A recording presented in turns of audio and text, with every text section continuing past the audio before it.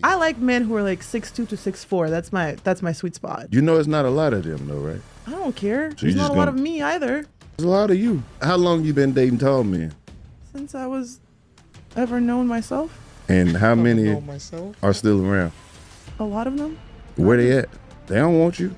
They're here. Your type don't even with you. You see what I'm saying? What's more important?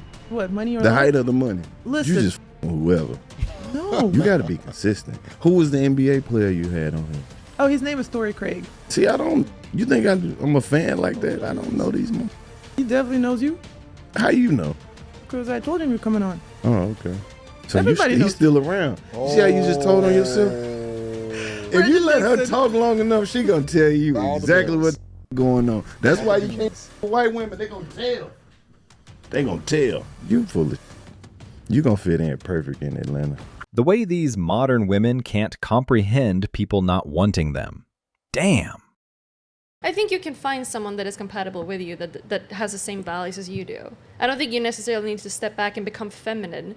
If you're more of a masculine girl, you could probably find someone that can embrace like the way you are. Totally disagree. Well, that would be the ultimate goal. You're saying that you think a high value man wants an alpha masculine woman? Is that what you're saying? Some maybe. No, I don't know. the answer is no. This ridiculousness has to stop. When people think that there is a compatible person for you, and it's easy to find them, who accepts you the way you are without you having to put any effort in it. So you don't agree that women should be successful on their own? You just think that they need to depend on a man and get married young? That's a false choice that you're creating. You're saying like, either I have to be completely dependent on my man and never do anything with my life, or I have to be successful on my own first and then find somebody. It's biological reality that you have a limited fertility window in your life where it's best for you to have children between the ages of about 20 to 35. So if you spend all of your 20s going to college and building a career and you don't even think about settling down until you're 30, which I think you had said that. You said, I'm gonna wait until all my eggs are pretty much gone and then I'll think about getting a husband at the end of my fertile years. And it's not that you can't get pregnant like in your later 30s or even your early 40s, but it gets harder and harder. You have higher risk of complications. And if you have your first one when you're 35, you might have one more. And that's the main reason that we only have 1.6 births per woman in this country and in most developed countries around the whole world now, because women are waiting. So cooking, man. She's shaking her head like it isn't biologically true. It's best to have kids in your early 20s/30s. These internet girls have lost their minds. She is disagreeing because she doesn't want truth to be reality. Let her find out. Say I was gonna take you on a date. What's the most I should spend? The most you should spend?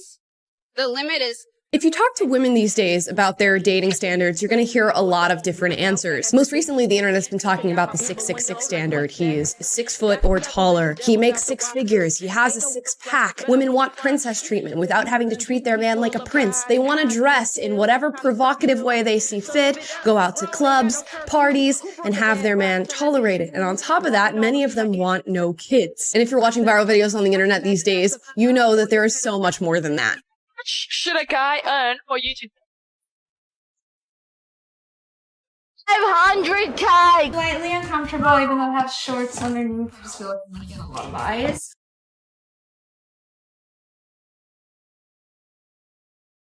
She's shocked that 2 people bounced without even knowing her? Meanwhile, women do this to men all the damn time. No second thoughts, no explanations, just ghosts and move on like it's nothing. Funny how it's a surprise when the tables get flipped, huh? To say, this went as a lesson unlearned. Her standards are premium delusion. They're gonna leave her with cats, candles, and cold dinners. Even after life humbled her, she still didn't read the memo. Clueless on expert mode. Everybody except Anza said women shouldn't be drafted, but y'all want to be equal? So wait a sec. How are you equal if the men are the ones that have to fight and die to defend the country? The men are the ones that build and maintain all the infrastructure. Like, none of this stuff in the studio is built or maintained by women. Do you know that like 90% of infrastructure jobs are still held by men? Mm-hmm. and that if you look at the top 20 jobs held by women now in 2024 versus 1924 are almost the exact same. So women have had 100 years to do whatever they want, and they still do the same 20 jobs they did 100 years ago. If the men are the ones tasked with every time there's a natural disaster, they have to go out and rescue people from the fires and the floodwaters, and every time there's a war, the men have to go and fight it and defend the country, and anytime there's criminal who needs to be violently arrested, it's going to be a man who goes and does that, not a woman. Where does the equality come in? They want the benefit of equality, but not the responsibilities of equality. I bet you, if it was the guy trying to say this, the women at that table would have tried to interrupt him 50 times. The point I'm trying to make is this. I'm just giving you your standards, right? You want a guy, pretty much the man you described as a 1% man.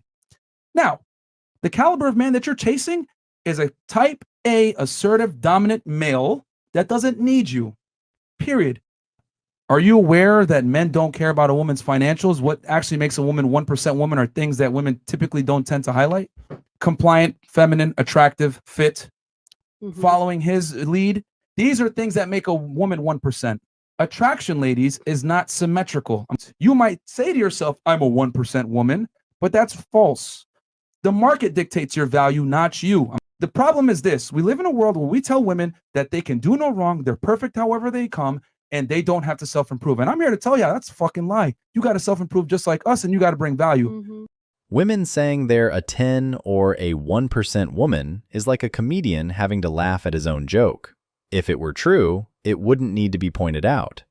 I actually feel like it's a lot easier to feel fulfilled and satisfied in non-monogamous relationships because you can go to multiple people for different needs. I mean, it's really hard when you expect like just one person to be your basically a whole entire support system. I mean, this is what I'll tell you. Like, this is what every single stat shows, is that monogamous relationships own. Like, kids do better in monogamous relationships. Spousal abuse is lower in monogamous relationships versus non-monogamous relationships. There's less spousal jealousy. Divorce rates are lower. You can say divorce rates are crazy high. Divorce rates are lower in monogamous man-woman relationships than non-monogamous relationships. They just seem to work better. Also, I can look just a basic equation. Okay, 50% of my country's population is men. 50% of my country's population is women. If I'm looking for a foundation to build my society, I'm looking at one man, one woman, because otherwise you have an unequal balance, and maybe you've got one woman that has 10 men or one man that has 10 women, and that leads to some very curious, problematic sort of socio problems. So somebody needed to school this girl real good.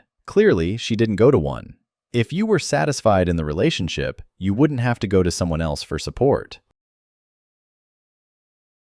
Thanks for watching, brothers.